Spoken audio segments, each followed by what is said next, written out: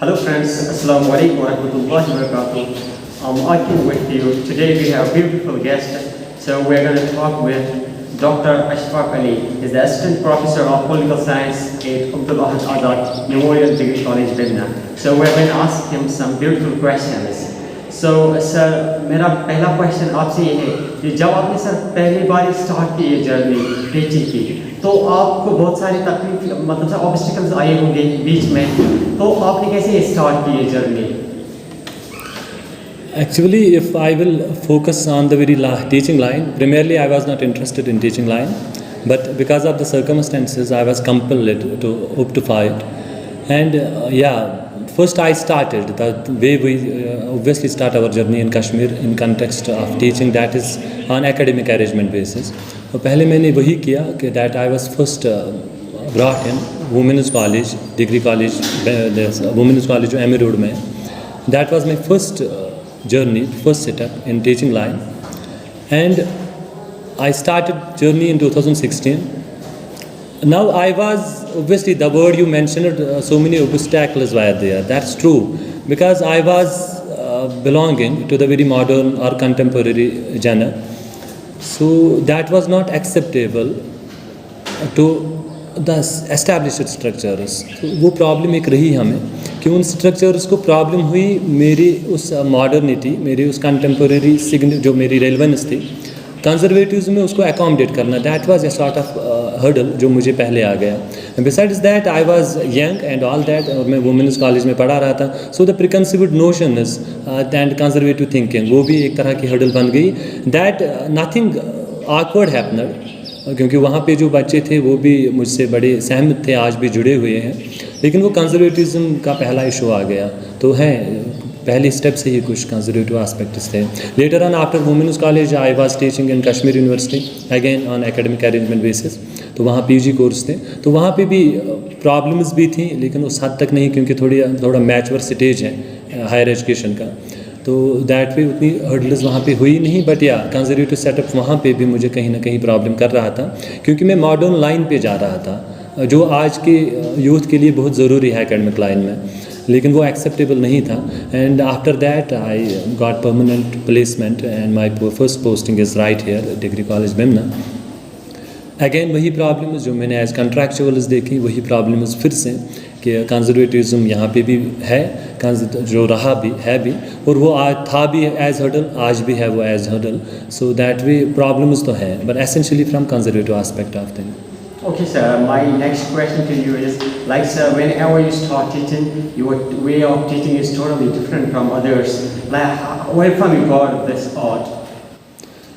See, primarily whenever I get involved in anything or I indulge in anything, I take everything seriously. So I primarily mentioned that I was never interested in teaching line, but when I was not having any other option, so and obviously under compulsion I joined this line. After that comes in the very serious aspect of my personality, that I am sincere to my profession, I am honest on my part in relation to my professional line, and I am trying to give my best, whatever is possible to me, and I always focus methodology. So teaching is not the only content that I have to deliver. I have to deliver the content in accordance to a set procedure. That obviously obviously I have to derive it from others, I have to learn it from the point of view of others, and I have to evolve myself according to the patterns while giving as due space to student community whom I am delivering. तो मेरा जो art है, जो बच्चों ने सराहा, बच्चों ने एक्सेप्ट किया, वो यही था कि मैं I am always trying to approach to the students from their psychological point of view, कि बच्चा साइकोलॉजिकली मुझे किस तरह से अकोमोडेट करेगा, मेरे कंटेंट को किस तरह से अकोमोडेट करेगा. So I take into consideration all this things. That is how I adopted a sort of methodology quite relevant to the modern generation of our student community. Okay sir, my another question is, like sir, there are a lot of students that they have bad intention towards political science. They think that it's a little bit arduous to study on it. It's a little hard when they think about political science. They think that if we talk about political science, there are a lot of dates and it's a little hard to remember those dates. How they are going to manage it? See, two things are there that are responsible for such kind of psyche. It is actually a psyche in relation to political science, but two things are responsible. One responsible factor is the scientific orientations that we have received from science that go for factual knowledge and all that, and we reduce political science to the very level of facts, and that is true. When we count political science, we say that it is just memorizing facts and all that. There is nothing to study, nothing to analyze. It is a false perception, but a reality. So that way, it is the scientific orientation of students जिन्होंने facts पे focus किया हुआ है. एक तो वो problem है. Scientific outlook में प्रॉब्लम नहीं है, साइंटिफिक ओरिएंटेशन में कि जस्ट रिलाई ऑन फैक्ट्स, वो प्रॉब्लम कर गया हमें पॉलिटिकल साइंस में. That was first thing. Next बात इसमें ये होगी कि जिस तरह से हमने ये कॉम्पिटिटिव एग्जाम्स बनाए हैं और जिस तरह से हम क्वेश्चंस बच्चों को पूछते हैं, बच्चों को ओरिएंटेशन देते हैं, क्वेश्चन इवैल्यूएट करते हैं, हम उसमें भी यही करते हैं, चाहे वो इंटरनल एस्पेक्ट हो या एक्सटर्नल सेगमेंट हो. We always ask information, we never focus analysis. तो वो प्रॉब्लम कर गए कि बच्चों को लग रहा है इसमें है ही नहीं कुछ. तो इसी के साथ फिर जुड़ी हुई है हमारी, चाहे बच्चों को बाहर दुकान से बुक्स मिले, गाइड मिले, नोट्स मिले, उन पे यही इन्फॉर्मेशन होती है, एनालिसिस नहीं होती. एंड बिसाइड्स दैट जो टीचिंग लाइन में जो लोग हम लोग रिस्पॉन्सिबल हैं for our own subject, for the content of political science, it is representation and all that, हम लोगों ने भी इसको फैक्चुअल बना दिया है. हम लोगों ने भी जैसे पॉलिटिकल साइंस, मुझे तो कभी कभी लगता है दैट स्टूडेंट कम्युनिटी को इंप्रेशन होता है that by political science we simply means Indian polity, and हम इंडियन पॉलिटी तो हमारा एक छोटा सा हिस्सा है, लेकिन हमें लगता है कि Indian polity is actually political science. That kind of confusion is there in student community. लेकिन उसको ओवरकम किया मैंने अपनी लेवल में, कई सारे कर रहे हैं ओवरकम इसको हमारे डोमेन में. मैंने कॉलेज लेवल पे जो ओवरकम करने की कोशिश की इसको, कि जब भी बच्चे मेरी क्लास में आते हैं तो उनको यहाँ पता चल जाता है that it is not about facts, ये कुछ और है, ये एनालिसिस है, ये मेरी पर्सनल लाइफ से लिंक होकर ग्लोबल लेवल तक हमें ज़रूरत पड़ती है. ये उस नॉलेज को जो एक्सप्लोर हुआ है और जो एक्सप्लोर नहीं हुई है अभी तक नॉलेज, ये उनके साथ रिलेटेड है. इसमें फ़िलासफ़ी है, इसमें वैल्यूज़ हैं, ये सब मिक्सड है. ये सिर्फ फैक्चुअल इन्फॉर्मेशन नहीं है, इसमें तो जनरली पॉलिटिकल साइंस तो पॉलिटिकल फ़िलासफ़ी है असल में, तो इसमें एनालिसिस है, इसमें फैक्चुअल इन्फॉर्मेशन नहीं है सिर्फ. अब इसी वजह से बच्चे अट्रैक्ट हो रहे हैं. And for just for the sake of information, मेरी क्लास में स्टूडेंट्स फ्रॉम कॉमर्स होते हैं, स्टूडेंट्स फ्रॉम MBA होते हैं जो मैनेजमेंट स्टडीज़ से हैं, स्टूडेंट्स फ्रॉम साइंस फैकल्टीज़ होते हैं, और वो जब मेरी क्लास में आते हैं they actually derive something from our content of political science that is linked to their own psychology, that is linked to their own life. So that way political science is beyond the factual things. But yes, it is a problem in society and it will take some time. But I know that there are some people, including me, who are sincere in their efforts to present political science as it is, instead of just the thing that political science is just memorizing the facts, dates and all that. Political science is beyond that. In fact, I think political science, that's why Aristotle ने इसको कहा था that political science is the master science. तो इसने हम ऐसे ही नहीं कहा था it is master science, and literally it is master science because we influence other domains as well. So that way it is not just, we need not to reduce it just on factual analysis and understanding और information. It is beyond that. So we are giving our best to assure that strength back to political science. Okay, sir. My last question is about feminism. Like whenever we talk about feminism, it's speak. So what's your opinion about it? See, three things are associated with feminism. Feminism primarily is a movement. It is a movement for women empowerment. And whenever we speak feminism, you know, हमारे context में ये भी होता है या student community में generally, that if we speak feminism, we are actually speaking something like westernization. That is a wrong notion, because where is the space for feminism? We have to focus on space of feminism. Where actually is space for it? Space for feminism is with discrimination against women. Space for feminism is violence against women. Violence in any form, whenever there is violence, like there is domestic violence, it gives space for feminist orientations. When there is discrimination against women folk, it gives space for feminism. So if our society or anywhere there is no discrimination against women, there is no violence against women, there is no space for feminism. So feminism has its roots with problems of the females. Females have problems, and that is why feminism is linked. It is enrooted with problems of the female. So feminism is not something that comes from above. Feminism is something that emerges out of the problems of females. तो वहीं से है ना, feminism is simply idea. For me it is idea. आता है problem से. सो feminism एक idea है, और ये आइडिया तब आया जब फीमेल्स को प्रॉब्लम्स थे, फीमेल्स की प्रॉब्लम्स नहीं होती तो फेमिनिज्म कभी नहीं आता. Now this problems of the females are associated with patriarchy, and when there are patriarchy में, when there are aspects of discrimination, when there are aspects of violence against women in patriarchy, so feminism will come again as a doctrine against the particular set in society, जिसको हम कहते हैं pattern of patriarchy or culture of patriarchy. So feminism is trying to hit culture of patriarchy because this culture of patriarchy is devastating to the health, to the psychology, and to the position, dignity and status of women. That's why feminism has a space. So feminism is not something जो किसी ने किसी ideological pressure की वजह से या interest की वजह से impose किया है. हमारी सोसाइटी में भी फेमिनिज्म की ज़रूरत है, because women are facing discrimination, women are facing the problem with their individual dignity and status. Women are facing problems of violence like domestic violence and all that. These things are realities.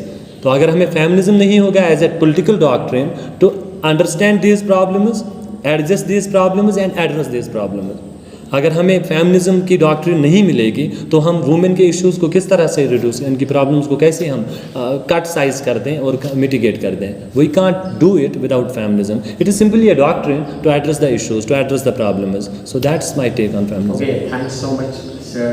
At last, do you want to give any type of message to students who want to further something in political science? Yes, see, primarily it is a general message for student community that in particularly for Kashmir Valley, students from our valley, undoubtedly everyone in Kashmir has potential, undoubtedly, because I have been a student, I have been a scholar, now I am teaching student community since last 7 years. हमारे पास बहुत ज़्यादा potential है, लेकिन इस potential का होना और इस पोटेंशियल का यूज़ करना, these are two different things. Generally, I found students with potential, but they are not using it. That's the problem. ये यूज़ नहीं कर पा रहे हैं इसे. So focus करें, आपकी कैपेसिटी है, उस कैपेसिटी का यूज़ करना है. Take your capacity as resource and assure कि आपका ये रिसोर्स आपके करियर के लिए यूज़ हो जाए. One, and ये करियर, ये कैपेसिटी हम लोग यूज़ नहीं कर पाते because of so many constraints. Essentially, the constraint of negative usage of social media. मैं किसी चीज़ को डिस्करेज नहीं करता, लेकिन अगर आप करियर के बदले में आपका मोबाइल यूज़ करना ये जो नेगेटिव चला जाता है, करो यूज़, कुछ भी करो इस पर, बट लिमिटेड. बिकॉज मैं वो नहीं हूँ कि टेक्नोलॉजी प्रॉब्लम है, टेक्नोलॉजी इज़ गुड थिंग, लेकिन इस टेक्नोलॉजी का अगर हमने, मुझे एग्ज़ाम है, मुझे पढ़ना है या कुछ और करना है, लेकिन मुझे हर्डल क्रिएट करता है सोशल मीडिया पे चैट करना, सोशल मीडिया पे एसोसिएटेड रहना, तो वो मुझे मेरे इस कैपेसिटी को यूटिलाइज होने नहीं देता मेरी करियर एडवांसमेंट में. दैट्स वाई, जैसे मैं अपनी एग्जांपल दे दूं, अप टू पीएचडी मैं किसी से चैट नहीं कर रहा था जब तक मेरा पीएचडी नहीं हुआ. अदरवाइज मैं एसोसिएटेड हूँ फेसबुक के साथ सिंस 2009, मैं व्हाट्सएप चला रहा हूँ 2014 से, लेकिन मैंने तब से लेके 2016 में जब मेरा पीएचडी हुआ कंप्लीट, तब तक न किसी से चैट करता था, न ज़्यादा यूज़ करता था ये सोशल मीडिया, क्योंकि मेरा फोकस था अपनी कैपेसिटी यूज़ करना. मेरी कैपेसिटी यूज़ हो गई and this is the thing that where I stand, that's what I earned. So career के लिए हमें हमारा पोटेंशियल यूज़ करना है, otherwise potential is there. We have not to create potential, potential is there, हमें सिर्फ इस पोटेंशियल का यूज़ करना है.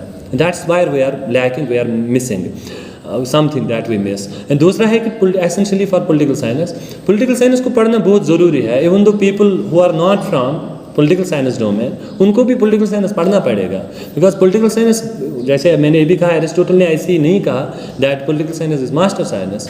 उसके पीछे है कोई बेस जिस लिए उसने ये कहा है. और पॉलिटिकल साइंस क्यों है ऐसा? Because it touches your life from your birth to your death. या आपकी लाइफ को हर जगह पे, हर एस्पेक्ट में, हर एंगल में, पर्सनल से लेके प्रोफेशनल से लेके पब्लिक, हर तरह से आपकी लाइफ को टच करता है. और ये हमें हमेशा पावर स्टडीज़ में लाता है. पावर स्टडीज़ में जो हमें समझना होता है कि जैसे सोशियोलॉजी वालों का स्टार्ट होता है फैमिली से, तो फैमिली में मैरिज से स्टार्ट होता है. Marriage itself is a power relation. हम पॉलिटिकल साइंस वहाँ पे दिखाता है कि हस्बैंड के राइट्स क्या हैं, वुमेन के राइट्स क्या हैं, उसकी ड्यूटी क्या है, इसकी ड्यूटी क्या है. सो ये हमारी पर्सनल लाइफ में भी अटैचड है. तो unless we have the understanding of content of political science, हमारी लाइफ में क्राइसिस होंगे, हम क्राइसिस में रहते हैं. And I have seen people जिनको मैंने कभी कुछ बातें कही और वो कॉन्फ्लिक्ट से बाहर आ गए, and I delivered, I intervened from the very point of view of political science, जिसकी वजह से कई सारी मियाँ बीवी उनमें तू मैं चल रही तो वो रिजॉल्व हो गया. अगर उनको ये अंडरस्टैंडिंग खुद होगी तो वो तो कॉन्फ्लिक्ट वाली सिचुएशन पे आ ही नहीं सकते। कई सारी बातें जो पॉलिटिकल साइंस एड्रेस कर सकता है। एंड उसके बाद ये पावर रिलेशन तो फिर पेरेंट्स और उनके चिल्ड्रन में भी चलता है। उसके बाद तो बाकी आस्पेक्ट में है ये पावर रिलेशन, लेकिन ये तो मियाँ बीवी में भी पावर रिलेशन ही होता है। सो political science actually gives us a sort of orientation where we have had the very understanding of power relation and then how to balance it. How to balance the power curve in between two persons who are in a particular relation. So political science helps us in every aspect of the life. तो हमारी ज़िंदगी में political science ज़रूरी है। जिसके पास नहीं है political science उसको भी पढ़ना चाहिए।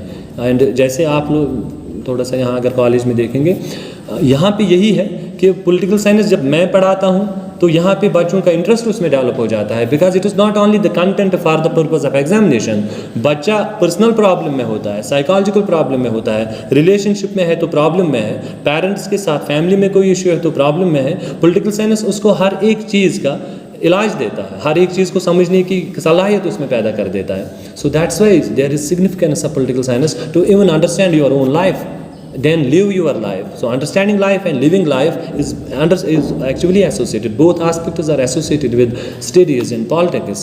So that is where lies its significance. Okay, thanks a lot, sir. It was unprecedented and morbid. So thanks so much.